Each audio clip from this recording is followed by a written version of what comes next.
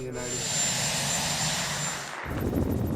Amid the tariff war between the United States, Canada, and Mexico, Donald Trump on February 3rd announced that he agreed to pause his excise on Mexico for a month. The development came after Donald Trump held a telephonic conversation with Mexican President Claudia Sheinbaum.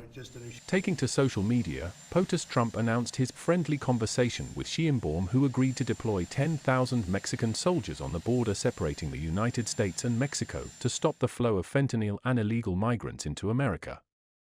The conversation further led to a consensus that tariffs on Mexico would be halted for a month. Trump said that to achieve a deal between both nations, negotiations will be headed by Secretary of State Marco Rubio, Secretary of Treasury Scott Bessent, Secretary of Commerce Howard Lutnick, and high-level representatives of Mexico. Trump and Mexican President Sheinbaum would also be participating in those negotiations.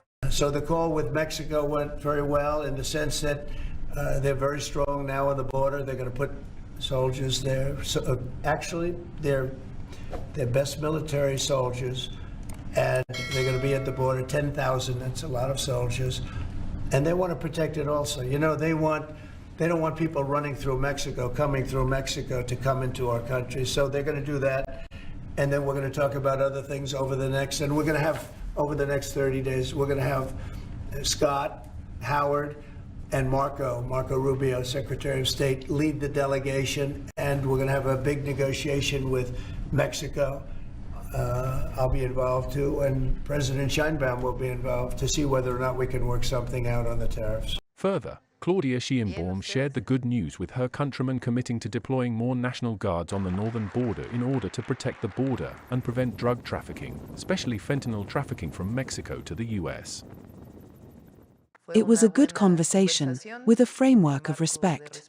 That is the news we have for you. He asked me how long I wanted to pause tariffs. I said forever. He told me, how much time? I told him a month. I'm sure that during this month we'll be able to deliver good results for his people and the people of Mexico. I told him that we've been working together on migration, and that we've had good results. We always work respecting and protecting human rights. We talked on our common interest in reducing fentanyl trafficking from Mexico to the United States, and other drugs as well, not just fentanyl. We reached an agreement, it is in the agreement we published, to place more National Guard in the northern border in order to protect the border and prevent drug trafficking, especially fentanyl trafficking from Mexico to the U.S. I told him we wanted him to pause the tariffs, so we reached that agreement. But I also explained to him that the amount of high-potency weapons that enter from the United States and Mexico is a serious issue.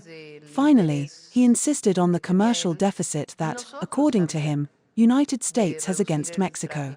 I explained to him that we were commercial partners, and that his was the consequence of being commercial partners. In any case, this is the best way to compete against China and other regions of the world.